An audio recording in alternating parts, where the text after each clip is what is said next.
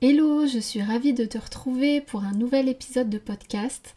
Aujourd'hui, j'accueille Chérine, qui est fondatrice du cabinet de conseil Maison Business et Cosmétique. Sa mission est de faciliter l'accès au marché de la cosmétique en réduisant les prix des devis et des laboratoires. Donc, Chérine est une de mes coachées, donc je travaille avec elle maintenant depuis 2 mois. On travaille sur toute la partie communication, mindset, posture, leadership et stratégie de vente. Et c'est tout ce travail qui lui a permis aujourd'hui d'avoir plus d'assurance dans sa façon de communiquer sur ses prestations et de closer à des tarifs de 10 000 euros le consulting. Donc on va parler de son parcours entrepreneurial, comment elle est passée de prestations à 50 euros à des prestations à 10 000 euros. J'ai trop hâte que tu écoutes cet épisode, j'espère qu'il te plaira. Si tu as envie de travailler avec moi et de profiter du même coaching que Chérine au prix actuel, tu peux me contacter en DM sur Instagram ou par mail. Pour le moment, les places sont toutes réservées, je n'ai plus de place actuellement. Je vais en réouvrir début janvier 2024, mais si tu veux pouvoir profiter du tarif actuel avant qu'il augmente en janvier 2024, tu peux d'ores et déjà réserver ta place. Donc si ça t'intéresse, n'hésite pas à venir me voir en DM pour qu'on en parle. Voilà, je te laisse tout de suite avec l'épisode de Chérine. Hello Chérine, bienvenue sur le podcast Big Bold Business. Comment ça va? Coucou Safia, bah écoute, ça va super bien. Merci pour ton invitation. Merci d'avoir accepté. Aujourd'hui, on va parler d'un sujet croustillant. On va parler de ton évolution, de ton parcours et comment t'es passé de prestations à 50 euros à prestations en done for you, donc à des tarifs qu'on peut qualifier de high ticket. Mais avant qu'on aille plus loin, est-ce que tu peux te présenter en quelques mots? Ouais, carrément. Je m'appelle Chérine, j'ai 26 ans, 27 maintenant, j'ai eu la Ouais. semaine dernière. Pour faire simple, je me considère comme une meuf qui facilite l'accès au marché de la cosmétique à toutes les créatrices, tout en optimisant les coûts, donc en réduisant les coûts de vie de laboratoire. D'accord, super. Est-ce que tu peux nous partager quelle est l'histoire personnelle ou professionnelle qui t'a conduit à faire ce que tu fais aujourd'hui? Waouh, c'est vrai que c'est une sacrée question. Moi, j'ai commencé, je pense que j'ai toujours été entrepreneur. J'ai découvert sur Instagram l'entrepreneuriat, enfin le mot Mhm. entrepreneur. À 18 ans, j'avais créé un blog de cuisine, etc. Et puis après, j'ai créé une marque de cosmétiques à 19 ans. Et lorsque j'ai créé cette marque de cosmétiques, je m'étais formée avec un docteur en pharmacie sur la réglementation et je me suis rendu compte à quel point il y avait beaucoup de dissimulation d'informations, que c'était hyper compliqué de comprendre la réglementation, comment créer son propre labo, comment être aux normes. Donc, j'ai décidé à la suite de la vente de ma marque cosmétique, donc des formules, j'ai décidé de créer mon cabinet de réglementation cosmétique pour aider les marques à se lancer. Et est-ce que tu aides un certain type de marque de cosmétiques ou t'aides tout le monde? Alors Comment moi, ça se passe? j'ai une même cible qui sont les créatrices de marques cosmétiques, mais j'ai deux segments dans ma cible. Mhm. J'ai les débutantes qui vraiment n'ont aucune connaissance et qui veulent se lancer. Et Mhm. j'ai les autres qui souhaitent se développer. Donc elles ont déjà leur business, mais elles veulent optimiser leur réglementation, développer leur chiffre d'affaires ou vendre en surface commerciale. Et du coup, c'est là où je vais faire des accompagnements VIP. D'accord. Mais il n'y a pas cette notion de green. Je t'ai vu parfois parler en story ou dans des Oui, reels c'est vrai que Instagram. pour moi, c'est une évidence, mais c'est vrai que Ouais. c'est pas forcément, ça l'est pas forcément pour tous les auditeurs, mais j'accompagne uniquement des marques cosmétiques naturelles. Donc, pour moi, ça, c'est l'une de mes valeurs. J'ai déjà eu des marques qui me contactent pour du make-up, chimique, etc. J'ai toujours refusé parce que moi, mon objectif, c'est vraiment de développer l'artisanat et développer l'accès à la cosmétique naturelle. Super. Alors, grosse question. Quelle est la plus grande barrière que tu as rencontrée en poursuivant tes objectifs entrepreneuriaux et comment tu as pu les surmonter, si tu as réussi à les surmonter? De tête, la plus grosse problématique, je pense, c'est la légitimité. Surtout par rapport à mon histoire, moi, ma mère, elle m'a déscolarisée à l'âge de 16 ans. Donc, j'ai pas eu un parcours classique et j'ai dû être vraiment autodidacte et tout apprendre plus que les autres, apprendre en détail. Par la suite, j'ai validé mes compétences avec un DUT en création et gestion d'entreprise que j'ai Mhm. passé en 3 mois et mon titre de réglementation mis sur le marché dans l'Union européenne. Et donc, pour moi, cette barrière-là de légitimité, elle est vraiment réelle Parce que quand Mhm. t'as eu aucun diplôme, quand t'as jamais eu une personne qui t'a dit, mais en fait, tu peux faire ça, tu peux conseiller des Mhm. marques ou conseiller des entreprises, bah, tu vas pas le faire en fait de toi-même. Et donc, moi, j'avais cette paranoïa de me dire, mais je vais parler de réglementation, d'optimisation, de trucs qu'on veut peut-être pas que je dis. C'est un coup, je vais avoir des problèmes. Donc, j'avais vraiment Mhm. peur de ça. Et donc, après, j'ai compris que si toi, tu t'autorises pas et tu te légitimes pas toute seule, en fait, tu te dis pas, mais en fait, je peux, du fait que j'apporte des résultats à mes clients, je me légitime Ouais, sur mon activité. Bah, en fait, personne ne le fera à ta place. Personne va ouais. venir un jour toquer à ta porte te dire, mais en fait, fais ce que tu fais à ce tarif-là, tu vois. Enfin, juste pour comprendre un peu le cheminement psychologique qui t'a permis de sortir de ce manque de légitimité, enfin, ce syndrome de l'imposteur qu'on connaît toutes et qui revient souvent à différents moments de notre vie. Est-ce qu'il y a des livres qui t'ont inspiré? Est-ce qu'il y a des entrepreneuses qui t'ont inspiré? Est-ce que tu t'es fait aider? Ou est-ce que, enfin, vraiment, c'est un déclic que tu as eu toute seule? Par rapport à la légitimité, c'est vrai que le fait de s'auto-éduquer, ça aide énormément. Donc ouais, j'ai lu pas mal de livres. À côté de ça, moi, je suis passionnée par les neurosciences. Donc forcément, je suis allée aussi à la découverte de comment fonctionne le cerveau, comment on s'auto-sabote, etc. Et j'ai lu les études du docteur Joe Dispenza qui parle de neurosciences et de physique quantique. Et après, il y avait le livre Père riche, Père pauvre de Robert Kiyosaki. Réfléchissez et devenez riche de Napoleon Hill. Je pense que c'est les trois livres qui ont changé ma vie, vraiment. Ma vision du monde, et avec les accords Toltec aussi, qui a changé ma vision du monde, ma façon de voir les choses, de moi aussi de m'observer moi-même. Mhm. Et j'ai commencé vraiment à créer ma propre réalité, en fait, vraiment. D'accord. On parlait tout à l'heure du fait que voilà, tu as changé radicalement ton pricing, hein. Qu'est-ce qui t'a permis d'avoir cette évolution dans ton pricing? Est-ce que tu as eu des déclics? Parce que ça fait maintenant plusieurs semaines qu'on travaille ensemble en coaching et j'avais envie de voilà de savoir un petit peu bah, quels sont selon toi les plus gros changements que ce coaching t'a apporté jusqu'ici et est-ce que ce coaching t'a permis justement de prendre conscience bah, que ton expertise méritait d'être payée beaucoup plus cher? Ouais, carrément. C'est vrai que, en fait, quand on travaille quand on travaille sur son business et qu'on est seul, qu'on n'a pas d'équipe, etc., on a la tête dans le guidon et on a du mal à vraiment voir la valeur de ce qu'on fait. Et justement, le fait de me faire coacher par toi avec White Me Up, ça m'a vraiment déjà mis en face de la réalité, de ce que je fais concrètement, de mon expertise. Et du coup, ça m'a permis d'avoir plein de déclics sur le fait que j'ai une expertise hyper rare, que j'ai une façon de travailler aussi qui est assez unique. Et donc, forcément, j'ai commencé à me dire, mais enfin, en échange avec toi, ok, mais je priçais déjà assez élevé, mais comment je peux faire pour encore plus augmenter en vrai mes prestations tout enfin, tout en changeant pas en fait la valeur perçue par le client. Donc c'est vrai que le programme, ça m'a aidé à structurer bien correctement en fait mon expertise et à me positionner encore plus comme une experte sur mon marché. Donc le fait de se faire coacher aussi, ça aide à se légitimer, hein, mine de rien. Ouais, Donc ouais. ça m'a encore plus ajouté du boost à ce niveau-là. Moi, dès qu'on a fait, je crois, le premier appel ensemble, je te l'ai dit, pour moi, tu as une expertise qui est juste incroyable et qui est extrêmement rare. Peu de personnes sur ton marché sont capables de faire ce que tu fais aujourd'hui et avec autant de sérieux, de soins, de professionnalisme, etc.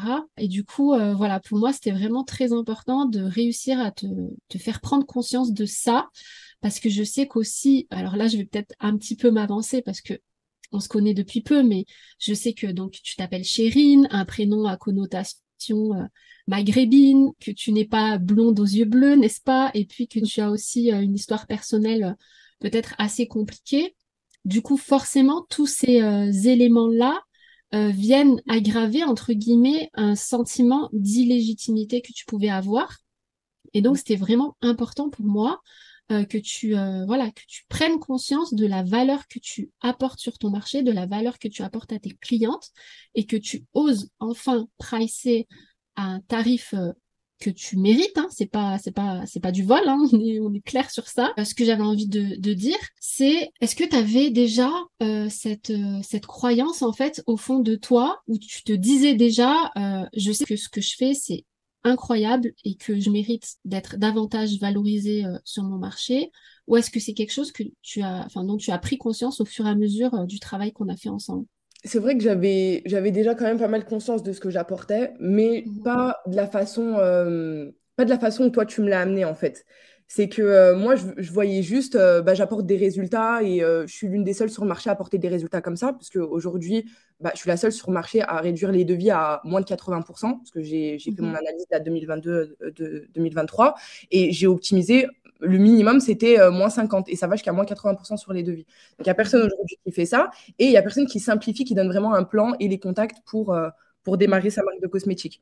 Donc, moi, j'étais bloquée sur bah, j'apporte des résultats, donc je me légitime comme ça. Mais en fait, il y a une autre part aussi, et c'est ce qu'on avait vu, tu sais, sur la posture, sur le leadership, etc., de vraiment aussi incarner Ouais, et d'assumer vraiment son expertise, ce qu'on pense sur son marché, enfin, voilà, des accords qu'on a pu voir, voilà, des façons d'approcher le marché, de créer des choses, etc. Et donc, j'ai commencé à rediriger en story plus du contenu comme ça, où j'affirme plus mes idées. Et c'est mhm. vrai que ça fait une différence. Ça fait une Ouais, différence de fou. Parce que pour moi, des fois, c'était des choses aussi que bah, je me dis, mais tout le monde est au courant de ça. Le ouais, syndrome un peu de l'experte. Et des fois, en fait, non. Donc, il faut prendre aussi ce temps avec le profilage de White Me Up. Ça m'a grave aidé ouais. à reprendre vraiment le client idéal, à vraiment rentrer dans sa tête et pouvoir lui apporter un maximum de valeur, quoi. Donc ça a été grave bénéfique. Et du coup, avec ce travail, la question que j'avais envie de te poser, c'est est-ce que, en termes de clients justement que tu attires dorénavant, est-ce que tu as vu une différence dans le type de personnes que tu attires et quelles sont les différences justement en termes, on va dire, de profil, de mindset, etc. Ouais, alors c'est vrai que moi j'ai l'impression, j'ai un peu deux parties dans ma communauté. Je vais avoir celles qui connaissent rien du tout et qui veulent un maximum de conseils gratuits et qui ont pas, enfin qui se disent ne pas avoir les moyens, etc. Mhm. Et il y a l'autre partie qui est un peu plus avancée et que c'est cette partie-là que moi j'avais envie de plus attirer, justement avec ce nouveau positionnement et mon expertise que j'affirme plus. C'est des clientes qui bah, reconnaissent mon expertise, qui justement quand elles me rencontrent, elles me disent mais what, t'étais où tout ce temps en fait, tu vois? Alors qu'ils sont vraiment en mode mais c'était toi que je cherchais tout ce temps et qui même quand je travaille en accompagnement avec elles, et ben forcément quand tu es en accompagnement, surtout dans la réglementation, quand c'est du done for you, des fois, tu vas mettre le doigt sur des choses qui n'ont pas été faites. Et donc, Mhm.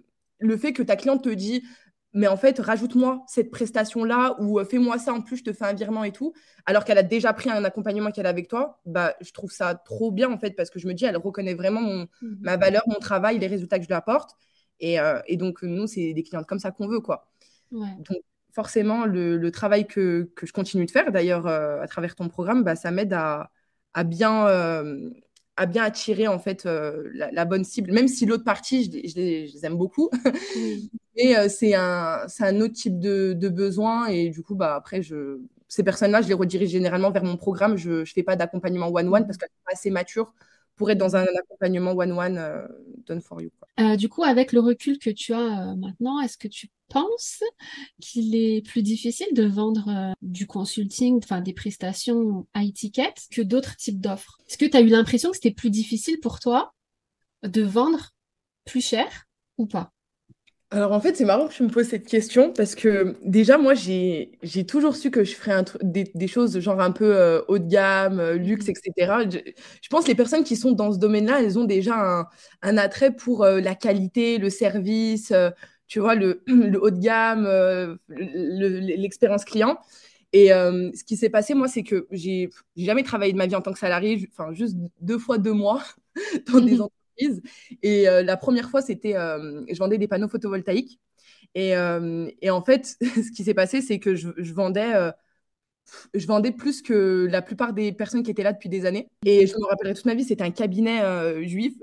Et ce qui se passait, c'est que il me disait, je me rappelle mon responsable, je parlais avec une personne qui était asiatique et il me disait, mais en fait, raccroche parce que on n'a jamais signé d'asiatique. Et moi, je comprends pas parce que je sens que la personne elle est chaude et nous, on contractualise par téléphone et après le commercial vient faire la mise en place. Et donc, il me disait, bon, on verra quand le commercial et tout, il m'avait un peu crié dessus parce qu'il était en mode, mais il y aura pas Tu perds ton d'asiatique. temps, quoi. Et moi, Ouais. j'étais convaincue de l'inverse. Et ce qui s'est passé, c'est que j'ai réussi à le closer, à le convertir. Et c'est la première fois et tout, il était grave étonné. Donc, déjà, moi, j'ai eu cette première prise de conscience que j'étais une bonne vendeuse. Alors, je Mhm. n'avais pas conscience de ça. Et deuxièmement, je vendais des panneaux photovoltaïques entre 30 000 et 80 000 euros. Mhm. Et quand j'ai commencé à faire les comptes, je me suis dit, mais meuf, tu gagnes 50 euros par prime, tu te fais avoir. Ouais. Tu vois ou pas? J'ai dit, non, mais tu te fais avoir. Dès que tu reçois ton siret, là, ça y est, tu Ouais. commences ton entreprise. Et donc, j'avais déjà, même si je ne l'avais pas vraiment conscientisé, mais cette envie de pricer quand même à ma juste valeur. Et donc, ce qui a fait que je passe facturer, parce que j'ai fait beaucoup de séances de coaching gratuit au début. Pendant les séances de coaching gratuit, moi, ce que je voulais, c'était de la proof social, c'était ça ma stratégie sur Mhm. Google. Mhm. Et une fois que ça, c'était. Une fois que je voyais que juste avec un appel, des gens créaient leur marque, j'ai commencé à facturer à 50 euros. Et Ouais. à 50 euros, pareil, je voyais des gens ils créaient leur marque. Et je me disais, mais OK, je gagne plus d'argent, vu qu'ils ont déjà Ouais. lancé leur marque. Et aujourd'hui, une heure de coaching, c'est entre 300 et 500 euros avec moi. Et mes accompagnements, ils sont à plus de. Ils sont à 10 000 euros aujourd'hui. Mais j'ai vraiment, en fait. J'ai vraiment conscientisé déjà le fait que j'avais envie d'apporter plus à ma cible et plus d'expérience, plus de résultats. Et donc, déjà, ça a un prix. Et surtout, j'avais conscientisé que si moi, j'avais pas confiance en mon produit, en ce que je propose, j'allais jamais pouvoir assumer de dire c'est 10 000 euros, en fait, tu vois, ou c'est 5 000 euros. Parce qu'entre 5 et 10 000, c'est quand même déjà pas mal. Donc voilà, initialement, j'ai compris que déjà, j'étais capable de pricer élevé parce que je l'avais déjà fait dans un taf. Et après, j'ai juste, par la preuve sociale, en fait, c'est la preuve sociale qui m'a Mhm. motivée à augmenter mes prix. Si j'avais pas construit cette preuve sociale au début, je pense que ça aurait été difficile. Bien sûr. On en revient toujours à ça. Enfin, pour moi, je pense que vraiment la meilleure façon de savoir si c'est le moment pour nous d'augmenter nos tarifs et surtout être aligné avec ça, c'est quand on voit qu'on apporte de réels résultats et des transformations incroyables à nos clients. Quand on arrive à mesurer vraiment cet impact-là, on arrive beaucoup plus facilement à pricer plus cher sans rougir, quoi. Mais ce que je voulais savoir, c'est aussi, maintenant que tu as pris conscience de tout ça, que voilà, il y a eu une certaine évolution en termes de mindset, que tu as pris conscience de la valeur que tu apportes à tes clientes, est-ce que tu dirais que c'est plus difficile pour toi de vendre tes prestations à 10 000 euros que quand tu les vendais à 5 000 euros? Est-ce que tu as vu vraiment qu'il y avait plus de freins de la part de tes prospects? Est-ce que c'est pareil ou est-ce que c'est plus facile? Moi, je trouve que c'est plus facile de vendre du high ticket aujourd'hui parce que c'est ce que je sais le mieux faire. Mhm. Mais au début, faut pas se mentir, quand tu te lances, tu transpires quand tu es au téléphone. Ouais. Donc, on est tous passés par là. Et au début, c'est pas facile parce que tu sais pas concrètement qu'est-ce que tu peux apporter comme réel résultat. Donc, aujourd'hui, pour moi, c'est plus facile de vendre du high ticket, mais parce que j'ai construit aussi une expérience client, j'ai construit une façon de travailler, Ouais. une réputation. Et surtout moi, je pense que ce qui fait la grosse différence, c'est que je sais parfaitement comprendre ma cliente en fait. C'est-à-dire qu'elle n'a pas besoin de dire de mots scientifiques pour m'expliquer son projet, que je vais savoir déjà d'avance où elle veut aller. Mhm. Et des fois, je sais même mieux qu'elle où elle doit aller, tu vois. Et Ouais. j'ai cette capacité d'écoute active qui permet Mhm. en fait de faire ressentir à mes clients qui sont intimement compris, tu vois. Ouais. Et ça, en fait, quand tu arrives à générer cette relation-là avec un client, bah ça y est, en fait, tu vois, même tu lui dis 50 000 euros, il sait Ouais. que toi, il n'y a que toi qui Il n'y a que comprends. toi qui va pouvoir le comprendre et l'aider de la meilleure façon, Et quoi. c'est super dur de se faire comprendre. Enfin, moi, Ouais. personnellement, c'est l'une de mes plus grandes souffrances aujourd'hui. Je me sens pas comprise, mais je pense qu'il y a beaucoup de personnes qui ne se sentent pas comprises, surtout quand tu démarres un projet. Tu Mhm. sais, des fois, je pense que tu as deux types de personnes. Tu as ceux qui n'ont pas trop une idée, mais qui ont envie de se lancer, et ceux qui ont plein d'idées. Et, Ouais. euh, et voilà, moi, la plupart de mes clientes, elles ont plein d'idées, elles veulent créer ça, ça, ça. Et moi, j'aime bien en fait faire l'entonnoir et recanaliser, essayer de trouver Mhm. vraiment l'ikigai de la personne sur ce marché-là. Tu vois, quel type de produit elle peut représenter en tant que CEO. Voilà, donc aujourd'hui, pour moi, c'est plus simple. Mais après, il faut quand même se former. Tu vois, j'ai fait un programme à l'Élysée Marbeuf sur les codes du luxe. Enfin, voilà, j'ai toujours, comment on dit ça, investi en moi, mes connaissances pour apporter le meilleur à mes clients. Et je vais te dire, la plus grosse différence, moi, je pensais que c'était mon expertise réglementaire qui était ma différence sur le marché. Mais en vrai, c'est pas que ça. C'est aussi mon côté tech. En fait, je Mhm. maîtrise tellement bien les outils, etc., que je peux créer une expérience de fou. Mon site web, il Mhm. cartonne. Mm. Mon programme de formation, il est bien fait. Enfin, il y a des petits quiz. Enfin, tout est interactif, tout est bien fait en fait. Ça, aucun de mes concurrents a cette double casquette cosmétique, réglementation et digitale. Ça Mm. permet à mes clientes de profiter aussi de mes connaissances-là parce que je les donne dans mon programme. Donc, D'accord. Ben, merci beaucoup pour ta réponse. Alors, tu parlais de l'évolution en termes de mindset qui t'a permis voilà, de pricer plus cher, le fait que tu aies investi sur toi et du coup, enfin, que tu aies, au fur et à mesure du temps, réussir à développer une expérience client vraiment agréable, que tu aies développé des compétences humaines, une certaine intelligence émotionnelle qui te permet aujourd'hui, voilà, de faire que l'expérience que vivent tes clientes est vraiment extraordinaire. Est-ce que selon toi, il y a d'autres choses, d'autres critères, d'autres ingrédients, d'autres éléments indispensables pour pricer plus cher, sans avoir à rougir, évidemment? c'est vrai que c'est une bonne question. Comment pricer plus cher sans avoir de frein, c'est-à-dire que ça soit Ouais. sur téléphone? Je pense déjà, faut bien construire son scénario de closing. Déjà, je pense que ça commence par là. Euh, pour avoir fait beaucoup d'appels découvertes avec des gens, etc., parce qu'avant de me lancer, moi, je prenais des appels avec des coachs, etc., pour voir comment ils me vendent le truc, tu vois. Et donc, j'ai analysé ça et je me disais, mais je me sens pas comprise, je me sens pas écoutée, on me pose pas des questions pertinentes, etc. Mhm. Je pense que déjà, quand tu arrives, moi, tu vois, quand je prends un appel call découvert, déjà, moi, je cadre tout de suite la séance, tu vois. Cet appel va durer à peu près une demi-heure. Je vais te poser d'abord des questions pour comprendre ta problématique et savoir comment je peux potentiellement t'aider ou pas. C'est Mhm. pas forcément obligé que je te convertis. Donc ça, je le dis clairement. Et puis après, je pose des questions très, très spécifiques qui fait que la personne, elle rentre dans un flow en fait un peu de créativité et ça Mhm. ouvre son esprit. Et donc de là, en fait, ça permet de créer ce que j'appelle le champ des possibles. Et dès Mhm. que tu arrives à générer ça en fait à ton prospect, c'est-à-dire lui montrer que c'est vraiment possible et que carrément il a des idées pour comment faire, donc, comme si ça venait de lui, et ben, il Mhm. aura encore plus envie de travailler avec toi parce que c'est comme s'il savait que tu étais la personne qui s'est appuyée sur son interrupteur magique pour, Mhm. euh, pour qu'il soit connecté à ce qu'il doit créer, tu vois. Donc, ouais, donc moi, je pense déjà, c'est bien structurer son call et ses questions, etc. Et après, ne pas hésiter à donner, en fait. Vraiment donner de la valeur. Mhm. Moi, je sais que tous mes calls découvertes, je finis avec un petit plan d'action. Ok, bah après cet appel, tu peux commencer à faire ça, ça, ça, ça. Déjà, ça Ouais. t'avancera avant de rejoindre mon programme. Donc, ça, c'est des petites choses que les gens ne pensent pas à faire.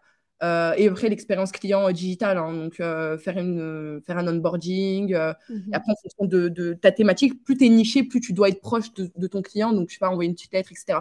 Donc, le mélange d'expérience client et de lui prouver à plus B que tu es la bonne personne fait Ouais. qu'elle a aucun mal à payer le prix, en fait.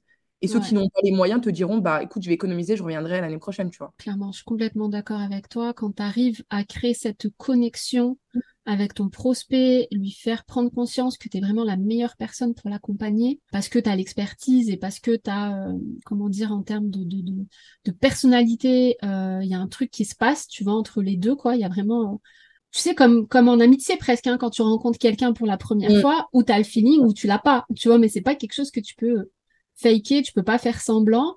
Mais du coup, quand il y a un truc qui se passe, c'est presque magique parce que la personne, elle se sent beaucoup plus rapidement en confiance et comme tu dis, ben, si elle sait que tu as l'expertise parce que tu lui as montré, tu Mm. lui as apporté de la valeur, etc., elle aura aucun mal ben, à payer, même si c'est plus cher, comme tu as dit, elle te dira, bon, bah, je vais économiser, mais c'est avec toi que j'ai envie de travailler, avec personne d'autre. Quand tu reçois ce genre de retour, c'est juste extraordinaire, enfin, c'est génial, quoi. Ouais, quand limite tu deviens un rêve pour tes clients, tu vois, de travailler avec toi, ça devient un rêve pour elles, tu vois. On me l'a déjà dit plusieurs fois et à chaque fois, ça me bouleverse un peu, quoi, parce que je me dis, mais c'est ouf, en fait, ce qu'on est capable de faire quand on est entrepreneur à travers notre travail et notre expertise et tout ce qu'on transmet, en fait, aux autres. C'est une forme d'amour, en fait, quelque part. Tu Mm. vois, cet échange financier, cet échange de connaissances, de compétences dont tes clients ont besoin pour avancer dans leur business. Mais c'est aussi une forme d'amour parce que quand tu le fais avec passion, je pense que ça se ressent en fait. Et c'est Mm. ça qui fait que les gens ont envie de travailler avec toi et pas avec d'autres. Parce que quand t'es passionné, les gens vraiment le ressentent. Et je pense que c'est ça qui fait qu'ils connectent rapidement avec toi et qui leur donne envie voilà, d'investir, même s'ils savent que ça va coûter cher. C'est pas grave en fait. Ça devient un truc au second plan. tu vois, la question du budget, etc., ça fait plus partie des priorités, en fait. Non, mais carrément, il y a aussi deux autres points qui sont hyper importants, je pense, si on a envie de pricer, c'est aussi de savoir dire non, parce que après, moi, Mm. je crois beaucoup à l'énergie, etc. Le fait de dire non, en fait, t'envoies un message, et donc forcément, tu laisses la place à l'abondance, à faire Mhm. entrer ce qui te correspond le mieux. Et moi, je sais que j'ai des personnes, par exemple, qui avaient un super projet, qui étaient prêtes à investir, etc., mais qui n'avaient pas le mindset. Et en fait, c'était trop en retard, c'est-à-dire, par exemple, tu vas lui parler et tout pendant la séance, et ben en fait, elle va te couper la parole toutes les 2 secondes. Elle va pas Mm. écouter vraiment ce que tu vas dire. Et du coup, si elle écoute pas vraiment, elle comprend pas. Et donc, elle répète la même question. Et en Mm. fait, c'est des personnes qui manquent ce que j'appelle de présence dans le moment présent, tu vois. Qui, voilà, pour moi, c'est des personnes à qui je dis non direct. Parce que je sais que c'est des personnes qui sont limite pas coachables, en fait. Et quand t'es pas coachable, tu vas me faire perdre de mon temps, de mon énergie. Je Ouais, vais de prendre la place de l'énergie. quelqu'un d'autre qui Ouais, pourrait clairement. bénéficier de mon expertise. Ça, c'est important. Et deuxième chose, c'est toute la partie marketing et mindset. Déjà, je pense qu'il faut avoir quand même des bases marketing si tu veux pricer Oui. à étiquette. Si tu n'as pas de marketing, ça va être très compliqué. Mais et aujourd'hui, c'est très facile de se former au marketing et d'apprendre là-dessus. Mais il y a aussi la partie mindset, parce que j'ai vu que tu en parles aussi beaucoup en ce moment, sur le fait d'avoir confiance en soi et d'être vraiment, même plus que confiance en soi, avoir de l'estime pour soi. Parce que Ouais. si tu as assez d'estime pour toi et d'amour propre, en fait, ça va pas te chagriner de pricer cher. La plupart des gens, leur problème, c'est qu'ils se voient en leur client idéal. Ils se disent, ouais, mais moi, je peux pas pricer ce prix-là parce que moi, je peux pas acheter ce prix-là. Mais toi, t'es pas Ouais. ton client, en fait, tu vois. Toi, certes, tu vas Exactement. jamais dépenser ce prix-là, mais ton client, peut-être que sa douleur est tellement dure qu'il va le faire, tu vois. Et donc, ouais, Ouais. enfin, pour moi, c'est trois choses là à prendre en compte si on a envie de pricer sans rougir. Ouais, bah, je suis tout à fait d'accord avec toi et merci pour les conseils. Je pense que les auditeurs vont beaucoup apprécier. Est-ce que tu peux maintenant nous parler de tes projets futurs? Je pense que tu en as. Et Ouais. du coup, les prochaines étapes que tu souhaites accomplir avec ton business. Voilà, dis-nous tout. Ouais, alors mon plus gros focus en ce moment, bah, c'est le lancement de mon programme, donc l'Université Business Cosmétique Pro, qui est mon offre signature où je mets tout mon cerveau là-dedans et j'ai un pôle business, un pôle réglementaire sur lequel Mhm. j'accompagne mes clients. Donc, pour moi, mon focus en ce moment, c'est d'apporter, enfin, de le mettre à jour, d'apporter encore plus de connaissances et de tutos, parce que j'aime bien les trucs pratiques aussi que j'intègre dans mon programme. Donc ça, c'est mon premier focus. Et dans un deuxième temps, j'ai envie de me former à la publicité. Ouais, Et donc, en fait, je crois que ça fait 1 an, je me dis, mais j'ai trop envie de faire de la pub avec mon lead magnet et tout. Et là, je me dis, mais en fait, il faut que tu saches le faire parce que sinon, tu vas payer quelqu'un. C'est comme l'histoire du site web, tu vois. Tu connais pas le langage du développeur web, tu vas payer un devis super cher que tu comprends rien pour de la merde. ouais. Donc, flemme de ça, moi, à cause de ça, j'ai appris à faire un site web, hein, à cause de cette histoire. Ouais, Donc, non, mais je te jure, je suis passée sur WordPress. À l'époque, en 2020, genre, il y avait Payfacile, WordPress. Il Mhm. n'y avait rien comme outil en ligne. Quand je vois Ouais. par rapport à aujourd'hui, c'est incroyable. Donc ouais, enfin, c'est vraiment de pouvoir me former à la publicité, parce que je pense qu'on doit d'abord acquérir un minimum de compétences avant de Mhm. déléguer, Ouais, je suis d'accord. pour ça évite de se faire plumer. Et après, bah, j'ai d'autres projets vraiment long terme, mais je sais pas, j'en ai jamais parlé, mais c'est vrai que moi, mon rêve, c'est de pouvoir créer des laboratoires cosmétiques et de pouvoir créer un label. Donc, c'est des choses sur lesquelles je travaille depuis 2 ans. Parce Ouais. que avec le Covid, il y a eu pas mal de choses en termes de construction immobilière. Enfin bref, il y a pas mal de bulles. Il y a aussi, tu sais, comment on appelle ça, l'environnement, l'économie, etc. Donc, je suis en train de mettre tout bout à bout pour pouvoir me mettre une deadline de lancer ce projet-là. Donc voilà, pour le moment, ça fait déjà pas mal de choses, mais mon focus, c'est de pouvoir apporter un avant-après à mes prochains élèves qui vont entrer là en octobre. Et du coup, est-ce que tu peux nous parler un petit peu plus en détail de ton programme? Il s'adresse à qui?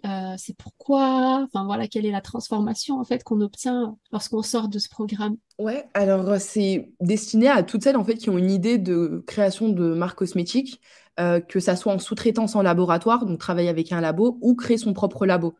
Moi, dans mon programme, en fait, si tu veux, je propose les façons de faire en fonction de chaque type de marque cosmétique, parce que les gens ne savent pas, mais tu peux créer une marque 100% personnalisée avec des formules 100% personnalisées, ou tu peux créer une marque private label, marque blanche. ou créer ton propre labo. Et en fonction des choix, ça peut varier en fonction de l'évolution de ton entreprise. Tu peux très bien commencer avec une formule formulée de A à Z, un seul produit, puis après avoir un produit en marque blanche, et puis 3 ans après, créer ton labo, tu vois. D'accord. Et donc, c'est pour ça que moi, dans mon programme, je mets accès à toutes mes connaissances sur la partie réglementaire pour permettre à mes élèves de pouvoir d'avoir ce programme-là comme un outil pour aussi qui les accompagne pour le développement de leur entreprise en fait et pas que de la création. Donc ouais, ça s'adresse aux créateurs de marques, aux porteurs de projets qui souhaitent lancer une marque naturelle et qui souhaitent surtout le faire simplement et sans devoir vendre un rein parce que 10 000 euros un produit cosmétique naturel, c'est juste inadmissible. Le marché de la cosmétique, c'est un marché qui est hyper privé. La plupart des laboratoires sont des vieux qui ne connaissent même pas la formulation naturelle. Ça commence à se développer, mais c'est vraiment hyper lent. Ils ont que des connaissances très chimiques, etc. Donc, quand toi, tu viens proposer, je sais pas, une crème pour le visage que tu as formulée dans ta cuisine, déjà, si tu n'as pas de légitimité, tu n'as pas assez de confiance en toi, tu vas te dire, non, mais ma crème, c'est de la merde, c'est pas professionnel, il faut que j'aille voir le labo. Or, c'est faux. C'est cette compétence que tu as mis à apprendre, en fait, à créer un produit, à connaître les substances, les actifs, etc. C'est un savoir-faire artisanal, certes, mais c'est un savoir-faire qu'il faut valoriser et qui peut se valoriser dans les labos. Donc, bref, en gros, j'apprends aux femmes à être autonomes sur leur business de marque cosmétique dans mon programme. D'accord, super. Et tu peux nous dire le prix? Ouais, alors le prix, il est à 3 000 euros. Donc, c'est un accès à vie à mon programme. Après, il y a pas mal de petites features. J'ai un Instagram privé où je fais des lives, etc. Et voilà, sur la liste d'attente, dès que tu t'inscris, tu as un ticket d'or de moins 300 euros. Donc, ça te fait 2 700 euros le programme. Et je propose des facilités de paiement jusqu'à 10 fois sans frais. Donc, voilà D'accord. comment on offre. Je mettrai le lien dans la description. Je crois que tu as une formation gratuite aussi, Ouais. où j'ai vu beaucoup de jolis retours, enfin de témoignages dans tes stories. Est-ce que tu peux nous parler de cette formation gratuite? Ouais, carrément. En fait, la formation offerte, ça fait, je crois, 1 an que j'ai envie d'en faire une et j'ai jamais eu le temps. Parce que quand tu fais du done for you aussi, des fois, tu es plus sur tes clients, tu n'as pas le temps de développer ton business. Et pourtant, j'ai quoi? J'ai, je crois, 1500, 1600 abonnés, un truc comme ça. Juste pour prouver que, enfin, moi, je croyais beaucoup qu'il faut 10 000 abonnés pour genre vivre de son activité. Enfin, bref, ça, c'était juste pour dire que c'est fake. Mais du coup, ma formation offerte, mon objectif, c'était de raconter mon histoire et de partager un plan d'action en fait sur les choses à arrêter de faire suite à mes nombreux calls. Donc je pense que j'en ai fait plus de 1000 maintenant, calls découvertes en 2 ans. Ouais, Ouais, c'est c'est un truc de énorme. fou.